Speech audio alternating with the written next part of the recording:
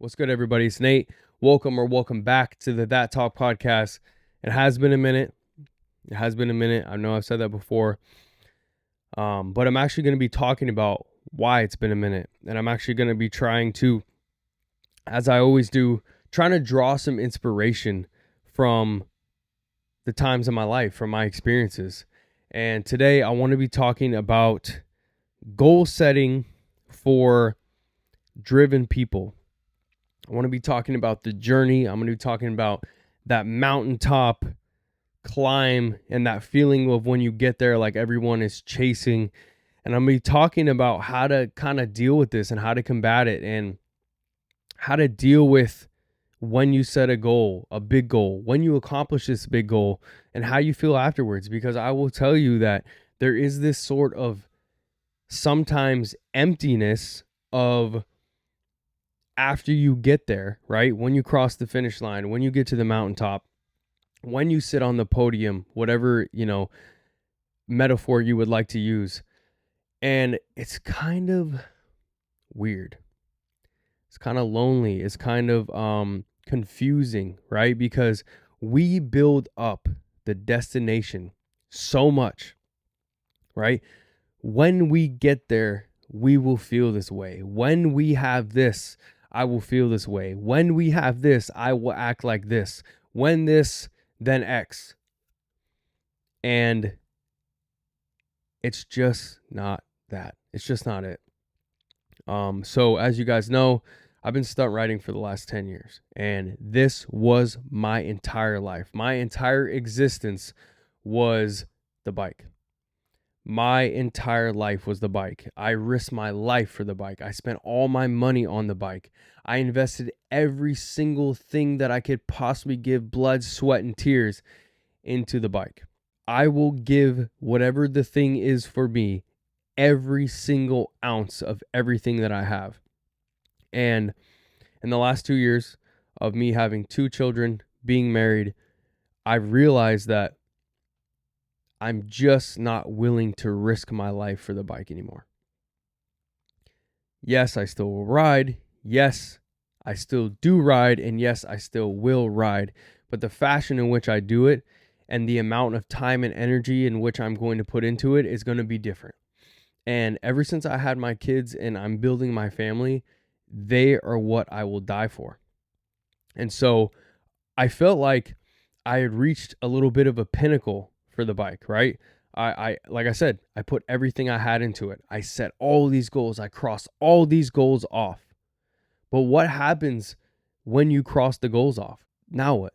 And that's how I felt. So I just had this, and I think for me, the only reason that I started feeling this way is because I'm growing my family, because I have my kids, and because I take being a father so serious. So for the last 10 years, I'm willing to die for the bike. I will do anything. I will spend all my money. I will give all my time. I will give all my energy.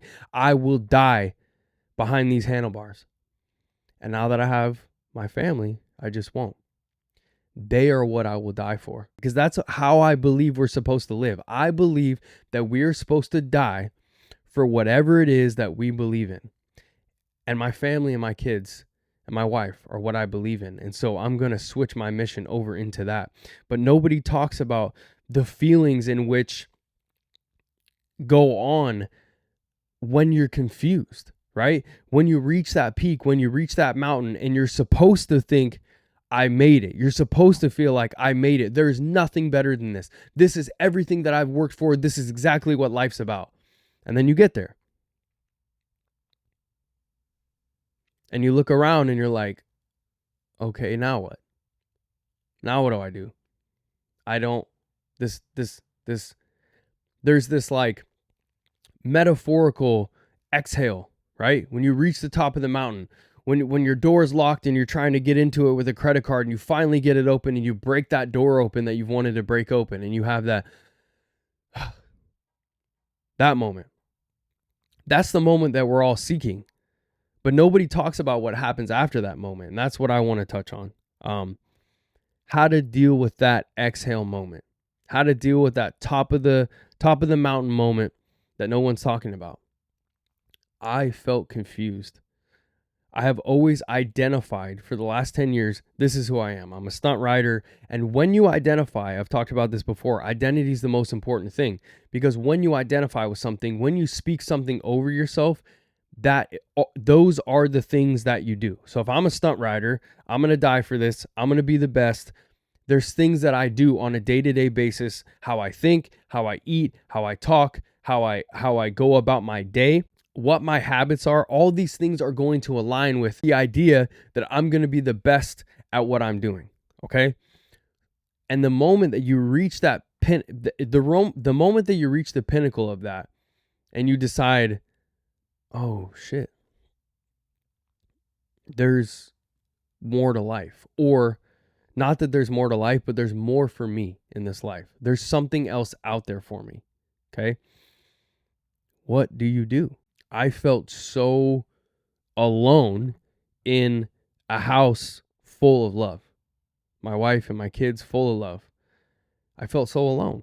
And the reason I think I felt alone is because the masculine doesn't understand times in which he's not working towards a goal. The masculine does not understand times in which he is not working towards a goal. So when you find out and you get to that finish line and you realize there's something more for me, but that thing has not yet revealed itself, it's confusion. Men are not used to not being waking up every day and tackling something and working for something. And in these last couple months that I realized, okay, I think I'm going to put the bike on the back burner.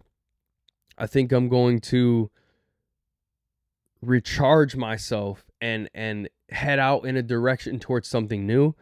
It's been very confusing. All right. Like I said, I felt very alone. I felt very unuseful. And that's another very important thing for men, is to feel useful, right? My skills, my energy, my money, all the things that I possess are useful to someone else. And that's why you guys have seen I haven't been posting, right? I haven't been doing the podcast. I haven't been posting on Instagram. I haven't been posting on YouTube. Reason being is because I felt unuseful, right? If I'm confused, how can I help somebody else? If I don't know my identity, how can I help somebody else? And I've realized the same, and this is going to be one of the points that I want to talk about. The same things that I felt when I rode, right? When I would land a new trick, and to most people, stunt riding is nothing, right? And I'm okay with that. But to me, it was everything. And so whatever that everything thing is for you, when you find that maybe there's something else for you in this life, you have to take those feelings that you felt, right? Because when I dedicated my entire life to this thing, I felt things. I felt peace. I felt present. I felt fulfilled, right? I felt fulfilled when I would go out and I would set a goal and I would crush it, right? I felt powerful when everything was stacked up against me and I continued to press forward anyways, right? When I got hurt, had no money, got arrested, all these things, and I overcame all those things, it made me feel powerful, right? So those are the things that I'm paying attention to: the peace, the fulfillment, the empowerment, and the presence. And I feel those things with my kids and with my family. So I'm paying attention to that and I'm realizing, okay, maybe this is my thing. Maybe this is my new thing, right? Because I think that there's so many people in the world that can't figure themselves out, so they can't possibly give their children what they need. And this is where I was at in these last couple months. I'm like, okay, I know that something is going to reveal itself to me. And again, I think it's the parenting, right? I think it's that we're so lost in this world right now. We don't know who we are. We don't know our purpose. We don't know our mission. We're confused. Confusion is a playground for the enemy. Confusion is a playground for the enemy. He wants you confused. They want you confused. They don't want you to know who you are, right? They want you to just wander around aimlessly. They want you to just drift through life not knowing who you are, because then you accomplish nothing and then you help no one. Okay, so for all of you out there that are setting goals, here's what I want you to do. people always talk about the bar, right? I got to raise the bar. I got to raise the bar. I got to level up. I got to do this. I got to do that. You're chasing a rat wheel with all these little minute goals. And I think something that's so important is that you just eliminate the bar. Take the bar off. If you don't understand this idea that there is no bar, there is no goal, there is no finish line, there is no mountaintop. The journey is everything, okay? Because the ultimate finish line is death. And the only way to be fulfilled right before your finish line comes is to know that you laid everything out on the line. You gave it everything you had before that. So if you're constantly setting all these little goals and you're meeting them, and then at the end you have this dopamine spike, this instant gratification of checking things off your list, and then right after that you go on this decline and you're confused because it's like, what's next? You're constantly going up and down, up and down, up and down, up and down. Fulfillment is the idea of steadiness, right? It's not this big, huge, happy emotion and this down sink. That's literally what happens to drug addicts, right? So remove the bar. Set a goal of a person that you would like to become, not someone that's accomplishing goals and checking things off of a list. And this is where it changed for me, is the goal in which I set when I was riding, and riding has taught me so much about life. The goal that I set for riding wasn't, I wake up every day and I set this little goal and I check it off of a list and that's what's going to make me happy and that's what's going to fulfill me. No, I'm just going to be on the rat wheel, checking off goals, checking things off of a list, right? The goal that I set was, when I stop riding, people will remember my name. What did that mean? There were so many things on the back end of that statement that I had to do and accomplished to get to that point where people would remember me as being this when I'm done. And now in life, in a world where we're goal setting, we have to-do lists, we have all these things, we're literally just waking up and doing the same shit over and over and over and over and over again. And some of us aren't getting anywhere.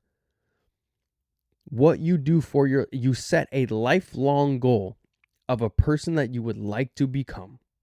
And you have a statement that makes you make decisions based upon the character of the person that you are trying to obtain. So, the goal that I set for the bike, when I'm done riding, people will remember my name. The goal that I have for my life, if I zoom out and try this, if you zoom out, look to where you're 80, 90, 100 years old, and you say, what would make me look back on my younger self and be proud? And that is the type of person that you want to become.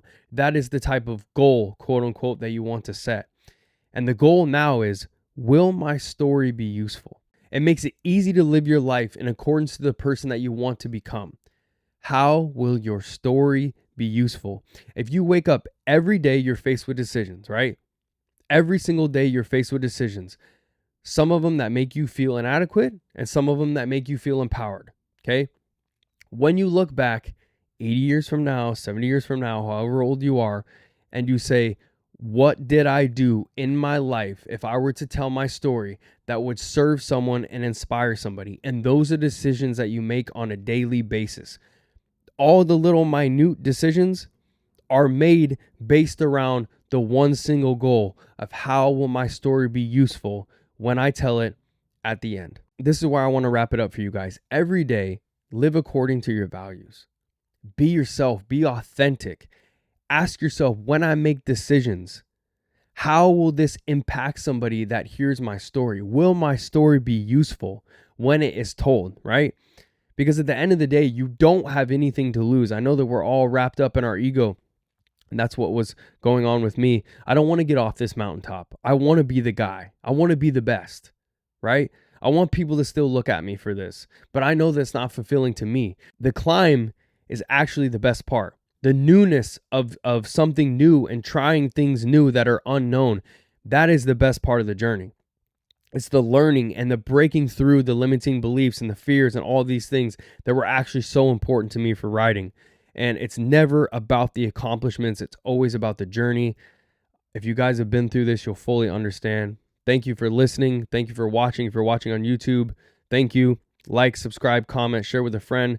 This will be on Spotify and Apple Music as well. And I will catch you guys in the next one.